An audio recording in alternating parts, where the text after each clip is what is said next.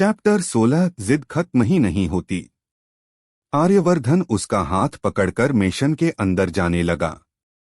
तभी कियारा ने फिर से कदम रोक दिए। अब क्या हुआ? उसने दांत भींचते हुए पूछा। कियारा ने सामने गार्डन की तरफ इशारा किया। वहां चलेंगे? नहीं, सीधे कमरे में। बस 5 मिनट।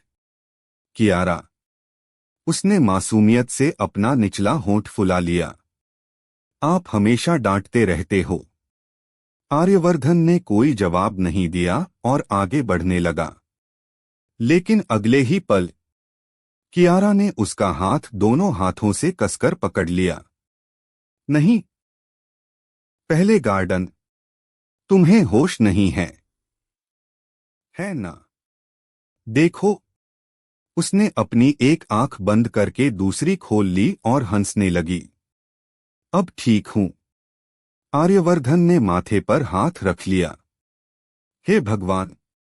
आखिरकार वह उसे लेकर गार्डन की तरफ चला गया। गार्डन में हल्की हल्की हवा चल रही थी। कियारा अपना रंग बिरंगा गुब्बारा हवा में उछालकर फिर पकड़ने लगी। याय! वह बिल्कुल छोटी बच्ची की तरह खिलखिलाकर हंस रही थी। आर्यवर्धन कुछ दूरी पर खड़ा उसे देख रहा था। अचानक गुब्बारा उसके हाथ से छूट गया। अरे! कियारा उसके पीछे भागी। रुको, भागो मत। गुब्बारा एक पेड़ की टहनी में जाकर अटक गया। कियारा उदास होकर वहीं खड़ी हो गई। मेरा गुब्बारा! उसकी आंखें सचमुच भर आईं। आर्यवर्धन ने गहरी सांस ली। वह आगे बढ़ा, टहनी नीचे खींची और गुब्बारा निकालकर उसकी तरफ बढ़ा दिया। कियारा का चेहरा फिर से खिल उठा। मिल गया। उसने गुब्बारे को सीने से लगा लिया। फिर अचानक उसने आर्यवर्धन की तरफ देखा। Thank you. आर्यवर्धन ने बस इतना कहा। अब खत्म हो गया। चलो। नहीं। अब क्या? कियारा ने मासूमियत से मुस्कुराकर कहा। अब मुझे झूला झूलना है। आर्यवर्धन ने गार्डन के कोने में लगे झूले की तरफ देखा और फिर कियारा की तरफ। उसे समझ ही नहीं आ रहा था कि इस जिद्दी मासूम लड़की का क्या करे। रात अभी बाकी थी और कियारा की शरारतें भी। चैप्टर 17 भूख जीत गई। आर्यवर्धन ने अपनी घड़ी की तरफ देखा। फिर ठंडी आवाज में बोला, बहुत हो गया। अब कमरे में चलो। कियारा ने तुरंत सिर हिलाया। नहीं, कियारा, मुझे यहीं रहना है। वह फिर से झूले पर बैठ गई और धीरे धीरे झूलने लगी। आर्यवर्धन का सब्र जवाब देने लगा। आखिरी बार कह रहा हूं, चलो। कियारा ने मासूमियत से गर्दन दूसरी तरफ घुमा ली। नहीं जाऊंगी।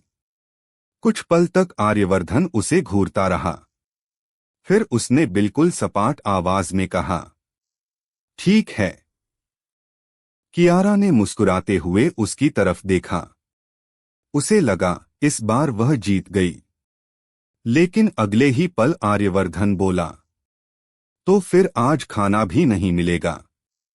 यह सुनते ही कियारा का चेहरा उतर गया।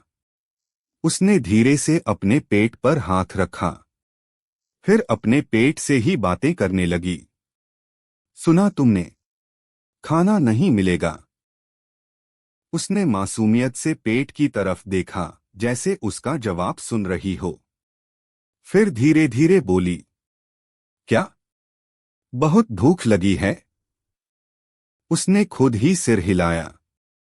हाँ, मुझे भी लगी है। आर्यवर्धन उसे देखकर कुछ सेकंड के लिए बिल्कुल चुप रह गया। कियारा ने मासूम सा मुंह बनाया, फिर उसकी तरफ देखकर बोली, ठीक है। चलो, पहले खाना खाएंगे, फिर कमरे में चलेंगे। उसके चेहरे पर ऐसी मासूमियत थी कि वहां खड़े गार्ड्स भी चोरी छिपे मुस्कुरा दिए। आर्यवर्धन ने गार्ड्स की तरफ एक सख्त नजर डाली। सभी तुरंत सीधे खड़े हो गए। वह वापस कियारा की तरफ मुड़ा। चलो। इस बार कियारा बिना कोई जिद किए उसके पीछे पीछे चल पड़ी। चलते चलते वह अपने पेट पर हाथ फेरते हुए धीरे से बोली, बस थोड़ा और रुक जाओ, खाना आने वाला है। और खुद ही खिलखिलाकर हंस पड़ी। आर्यवर्धन ने मन ही मन सोचा, इस लड़की ने एक ही रात में मेरा पूरा धैर्य खत्म कर दिया। लेकिन फिर भी वह बिना कुछ कहे उसे डाइनिंग हॉल की तरफ ले गया। जरूर। चैप्टर 18 बच्चे जैसी जिद। डाइनिंग हॉल में पहुंचते ही सारे नौकर हैरान रह गए। रात के इतने बजे और उनके मालिक किसी का हाथ पकड़कर अंदर आए थे। आर्यवर्धन ने कुर्सी खींची। बैठो। कियारा आज बिना बहस किए चुपचाप बैठ गई। लेकिन अगले ही पल उसकी नजर सामने रखे बड़े कांच के बाउल पर पड़ी, जिसमें रंग बिरंगी टॉफियां और चॉकलेट्स रखी थीं। उसकी आंखें चमक उठीं। ये? वह हाथ बढ़ाने लगी। आर्यवर्धन ने तुरंत उसका हाथ पकड़ लिया। पहले खाना। लेकिन कोई लेकिन नहीं। कियारा ने उदास होकर होंठ फुला लिए। कुछ ही देर में नौकरों ने खाना परोस दिया। आर्यवर्धन खाने लगा। लेकिन कियारा प्लेट को ही देखती रही। खाओ। उसने चम्मच उठाया, लेकिन दाल को देखकर नाक सिकोड़ ली। मुझे ये नहीं खाना। तो क्या खाना है? कियारा ने तुरंत सामने रखी चॉकलेट्स की तरफ उंगली कर दी। वो। आर्यवर्धन ने आंखें बंद करके गहरी सांस ली। रात के 12 बजे चॉकलेट? कियारा ने मासूमियत से सिर हिला दिया। हाँ? नहीं, प्लीज नहीं। कियारा ने फिर अपने पेट पर हाथ रखा। देखा, ये अंकल फिर मना कर रहे हैं। फिर अपने पेट से ही बोली, थोड़ा खाना खा लेते हैं, फिर चॉकलेट मांगेंगे, ठीक है? इतना कहकर उसने खुद ही सिर हिलाया। ठीक है। आर्यवर्धन उसे कुछ पल तक देखता रह गया। उसे पहली बार किसी को अपने ही पेट से बातें करते हुए देखा था। उसने बिना कुछ कहे अपनी प्लेट से एक छोटा सा कौर बनाया और उसकी तरफ बढ़ाया। खोलो मुंह। कियारा ने बिना सोचे मुंह खोल दिया। एक कौर, फिर दूसरा। धीरे धीरे वह खाना खाने लगी। खाना खत्म होते ही उसने तुरंत हाथ आगे बढ़ाया। अब क्या? मेरी चॉकलेट। आर्यवर्धन ने कुछ सेकंड उसे देखा, फिर टेबल से एक छोटी सी चॉकलेट उठाकर उसकी हथेली पर रख दी। कियारा की खुशी का ठिकाना नहीं रहा। याय! उसने चॉकलेट को ऐसे संभाल कर पकड़ा जैसे कोई बहुत बड़ा खजाना मिल गया हो। आर्यवर्धन ने पहली बार उसके चेहरे की वह मासूम खुशी देखी। और जाने क्यों, उसके सख्त चेहरे पर बहुत हल्की सी, मुश्किल से दिखने वाली मुस्कान आ गई। चैप्टर 19 एक और जिद। कियारा ने खुशी खुशी चॉकलेट खोली और उसका छोटा सा टुकड़ा खाया। फिर अचानक उसकी नजर आर्यवर्धन पर गई। वह उसे ही देख रहा था। क्या हुआ? कियारा ने मासूमियत से पूछा। कुछ नहीं। तो ऐसे क्यों देख रहे हो? आर्यवर्धन ने कोई जवाब नहीं दिया और कुर्सी से उठ गया। चलो, अब बहुत देर हो गई है। इस बार कियारा भी बिना कुछ बोले उसके पीछे चल दी। दोनों सीढ़ियां चढ़कर कमरे की ओर जाने लगे। आधे रास्ते में कियारा अचानक रुक गई। अब क्या हुआ? आर्यवर्धन ने झुंझलाकर पूछा। कियारा ने सामने रखे एक बड़े सफेद टेडी बियर की तरफ उंगली कर दी। वह टेडी किसी सजावटी कोने में रखा था। कितना प्यारा है, यह कहकर वह दौड़ती हुई उसके पास गई और उसे गले लगा लिया। मैं इसे अपने कमरे में ले जाऊंगी, आर्यवर्धन ने सख्त आवाज में कहा। वो सजावट का सामान है, वहीं रहने दो। नहीं, कियारा ने टेडी को और कसकर पकड़ लिया। ये अब मेरा दोस्त है, कियारा। ये अकेला है, मैं भी अकेली हूं। हम दोनों दोस्त बन गए। आर्यवर्धन कुछ पल उसे देखता रहा। उसके पास इस बात का कोई जवाब नहीं था। आखिरकार उसने नौकर की तरफ देखा। इसे कमरे में रख दो। जी सर। कियारा खुशी से उछल पड़ी। सच? नौकर ने टेडी उठाया और कमरे की तरफ चला गया। कियारा भी उसके पीछे पीछे भागी। आर्यवर्धन ने धीमे से सिर हिलाया। आज इस लड़की ने जितनी जिद की है, उतनी शायद किसी ने पूरी जिंदगी में नहीं की होगी। लेकिन हैरानी की बात यह थी, हर बार वह गुस्सा करता और हर बार उसकी मासूमियत के सामने हार जाता। चैप्टर 20 सुकून भरी नींद। कमरे का दरवाजा खुला। नौकर बड़ा सा टेडी बेयर कमरे में रखकर चला गया। कियारा दौड़कर उसके पास गई। अब से तुम मेरे दोस्त हो, ठीक है? उसने टेडी के गाल पर हल्की सी थपकी दी और मुस्कुरा दी। आर्यवर्धन ने अपना कोट उतारकर सोफे पर रखा। उसने कियारा की तरफ देखा। वह अब भी टेडी से बातें कर रही थी। आज हमने गुब्बारा भी लिया, चॉकलेट भी खाई, और तुम भी मिल गए। आर्यवर्धन ने बस एक गहरी सांस ली। बहुत बातें हो गईं, अब सो जाओ। कियारा ने तुरंत टेडी को कसकर अपनी बाहों में भर लिया। हाँ? वह धीरे धीरे बिस्तर पर चढ़ गई। तकिए पर सिर रखा, टेडी को सीने से लगाया, और कुछ ही पल में उसकी आंखें बंद होने लगीं। सोने से पहले उसने नींद भरी आवाज में धीरे से कहा, गुड नाइट टेडी। फिर बहुत धीरे से बोली, गुड नाइट गुस्सैल आदमी। इतना कहते ही वह गहरी नींद में सो गई। आर्यवर्धन ने उसकी बात सुन ली थी।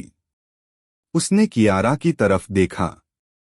वह बिल्कुल किसी मासूम बच्ची की तरह टेडी को सीने से लगाए बेफिक्र होकर सो रही थी।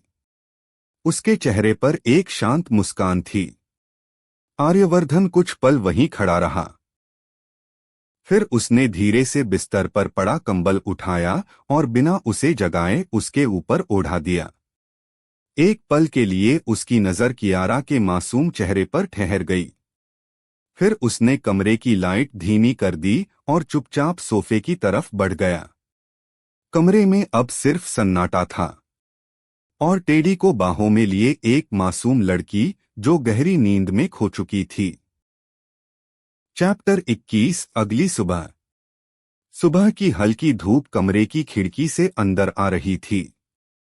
आर्यवर्धन हमेशा की तरह सुबह जल्दी उठ चुका था। वह तैयार होकर अपनी घड़ी पहन रहा था। उसकी नजर अनायास ही बिस्तर की तरफ गई। कियारा अब भी गहरी नींद में थी। उसने टेडी को इतनी कसकर पकड़ा हुआ था जैसे कोई उसे उससे छीन लेगा। उसके बिखरे हुए बाल चेहरे पर आ रहे थे। आर्यवर्धन कुछ पल उसे देखता रहा, फिर बिना कोई आवाज किए कमरे से बाहर निकल गया। करीब 2 घंटे बाद धूप अब पूरे कमरे में फैल चुकी थी। कियारा ने धीरे धीरे आंखें खोली। उसने आलस से अंगड़ाई ली, फिर तुरंत अपने पास टेडी को देखकर मुस्कुरा दी। Good morning. उसने टेडी के सिर पर प्यार से हाथ फेरा। अचानक उसे पिछली रात की बातें थोड़ी थोड़ी याद आने लगीं। गुब्बारा, चॉकलेट, गार्डन, और फिर उसका चेहरा धीरे धीरे उतर गया। हे भगवान, मैंने कहीं उनके सामने कोई बेवकूफी तो नहीं की। उसी समय दरवाजे पर दस्तक हुई।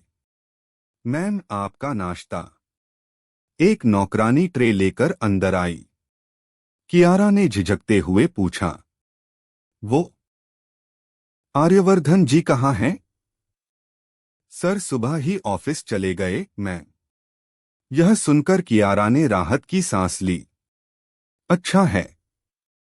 नौकरानी हैरानी से बोली। जी न नहीं, कुछ नहीं। कियारा ने मन ही मन सोचा, अगर उन्हें सब याद होगा तो पता नहीं कितना डांटेंगे। उसे बिल्कुल अंदाजा नहीं था कि आर्यवर्धन को पिछली रात की उसकी हर मासूम हरकत याद थी। चैप्टर 22 शर्मिंदगी। कियारा जल्दी जल्दी तैयार होकर नीचे डाइनिंग हॉल में पहुंची। टेबल पर नाश्ता लगा हुआ था। वह चुपचाप कुर्सी पर बैठ गई, लेकिन उसका मन बार बार पिछली रात की तरफ जा रहा था। उसी समय घर की एक नौकरानी मुस्कुराते हुए बोली, मैम, कल रात आप बहुत प्यारी लग रही थीं। कियारा ने चौंक कर उसकी तरफ देखा। क्यों? आप टेडी से बातें कर रही थीं, फिर अपने पेट से भी बातें कर रही थीं। यह सुनते ही कियारा की आंखें बड़ी हो गईं। क्या? दूसरी नौकरानी भी हंसी रोकते हुए बोली, और आपने सर को गुस्सैल आदमी भी कहा था। कियारा के हाथ से चम्मच लगभग गिर गया। हे भगवान! उसने दोनों हाथों से अपना चेहरा ढक लिया। मैंने सच में ऐसा किया था। दोनों नौकरानियों ने हंसी दबाते हुए सिर हिला दिया। कियारा शर्म से लाल हो गई। धरती फट जाए और मैं उसमें समा जाऊं, वह धीरे से बुदबुदाई। उसी समय मुख्य दरवाजा खुला। सबकी नजर उधर चली गई। आर्यवर्धन किसी जरूरी फाइल के लिए ऑफिस से कुछ देर के लिए वापस आया था। कियारा ने जैसे ही उसे देखा, वह तुरंत कुर्सी से खड़ी हो गई। उसकी हिम्मत ही नहीं हो रही थी कि उसकी तरफ देखे।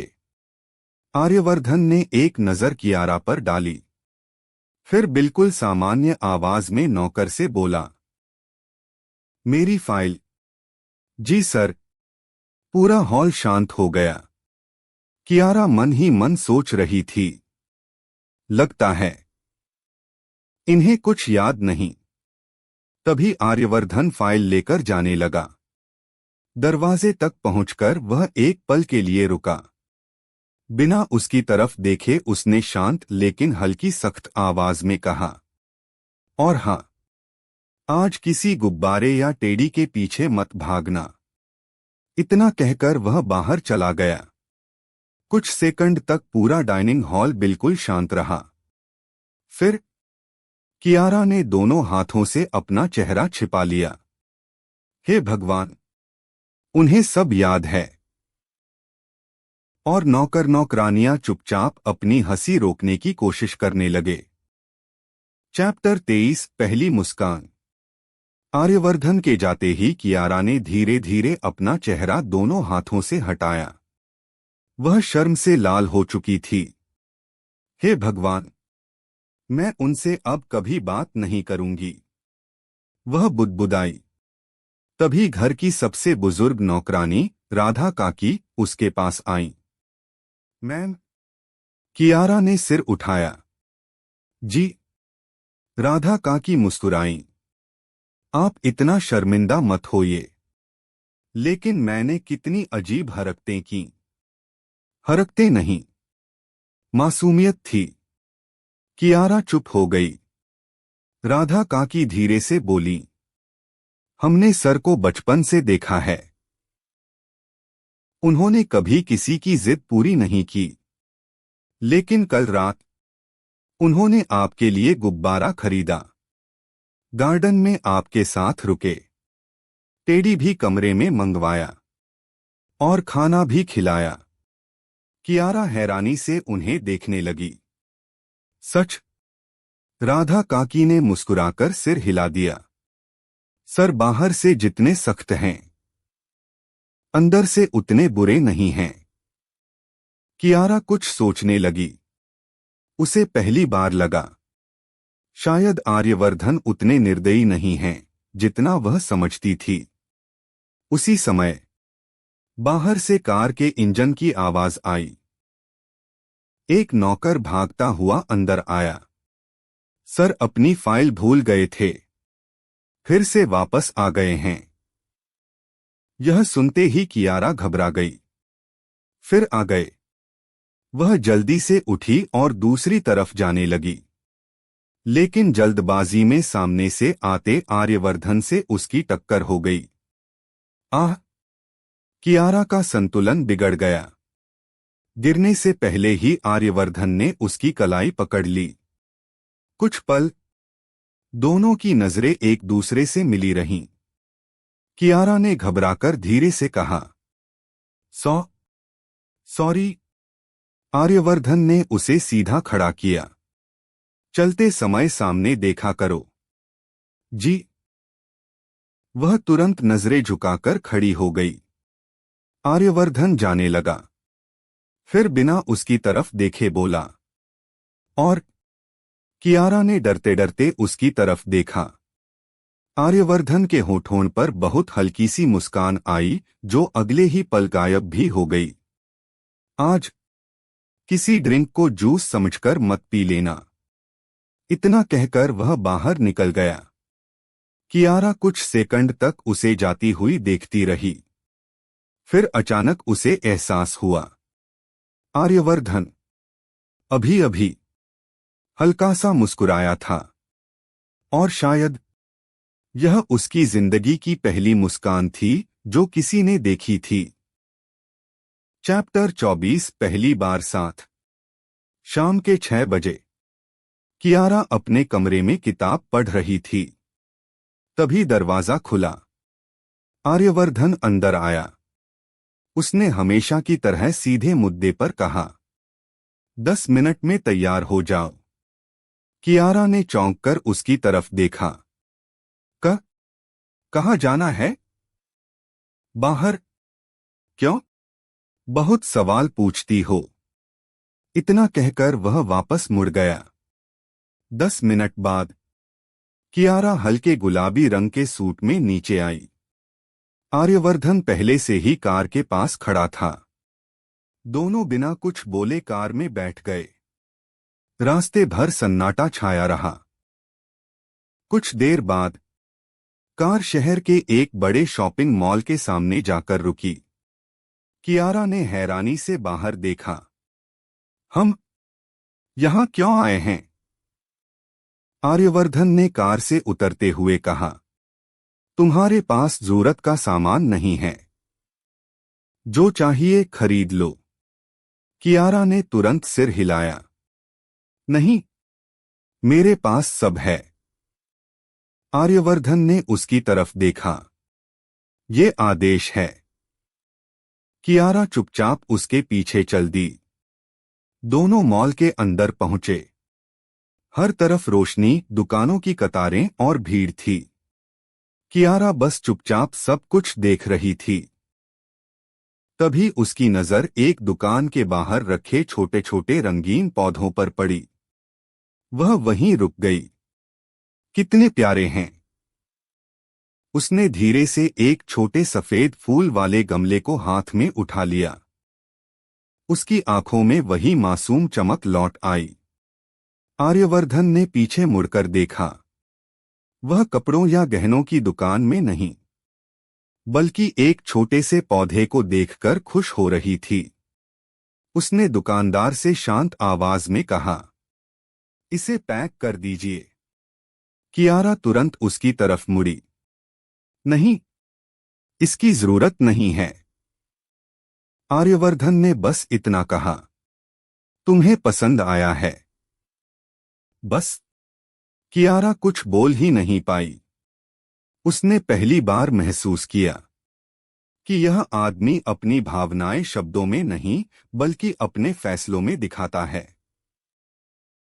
वह चुपचाप उस छोटे से पौधे को देखती रही और उसके होठों पर अनजाने में एक प्यारी सी मुस्कान आ गई। चैप्टर 25 अनकहा ख्याल। दुकानदार ने छोटा सा गमला पैक करके आर्यवर्धन को दे दिया। आर्यवर्धन ने बिना कुछ कहे उसका भुगतान किया और आगे बढ़ गया। कियारा धीरे धीरे उसके पीछे चलने लगी। कुछ दूर जाने के बाद उसकी नजर एक दुकान पर पड़ी जहां बहुत सारे छोटे छोटे विंड चाइम्स लटक रहे थे। हवा चलती तो उनसे मीठी सी आवाज आती। कियारा वहीं रुक गई। कितनी प्यारी आवाज है। वह मुस्कुराते हुए उन्हें देखने लगी। आर्यवर्धन ने पीछे मुड़कर देखा। रुक क्यों गई? कियारा थोड़ा घबराकर बोली। वो बस देख रही थी। आर्यवर्धन कुछ सेकंड तक उसे देखता रहा। फिर दुकानदार से बोला, जो इसे पसंद है पैक कर दीजिए। कियारा ने तुरंत कहा, नहीं नहीं, इसकी जरूरत नहीं है। आर्यवर्धन ने शांत लेकिन सख्त आवाज में कहा, एक बार मना कर चुकी हो, दूसरी बार मत करो। दुकानदार मुस्कुराते हुए विंड चाइम पैक करने लगा। कियारा चुप हो गई। उसे समझ नहीं आ रहा था। यह वही गुस्सैल आदमी है जो हर समय सख्त रहता है, या वही इंसान जिसने कल उसके लिए गुब्बारा खरीदा था। दोनों मॉल से बाहर निकले। गार्ड ने सामान कार में रख दिया। जैसे ही आर्यवर्धन कार का दरवाजा खोलने लगा, कियारा धीरे से बोली, थैंक यू। आर्यवर्धन ने उसकी तरफ देखा। किस लिए? मेरे लिए। ये सब लेने के लिए। कुछ पल तक दोनों के बीच खामोशी रही। फिर आर्यवर्धन ने सपाट आवाज में कहा, आदत मत बनाना। इतना कहकर वह ड्राइविंग सीट पर बैठ गया। कियारा भी मुस्कुराते हुए दूसरी तरफ बैठ गई। उसने गोद में रखा छोटा सा पौधा और विंड चाइम देखा। उसके चेहरे पर बच्चों जैसी खुशी थी। आर्यवर्धन ने एक नजर उसकी तरफ डाली और बिना कुछ कहे कार आगे बढ़ा दी। उसे एहसास नहीं था कि वह अनजाने में कियारा की छोटी छोटी खुशियों का ख्याल रखने लगा था। कमेंट करें जरूर बताएं। धन्यवाद।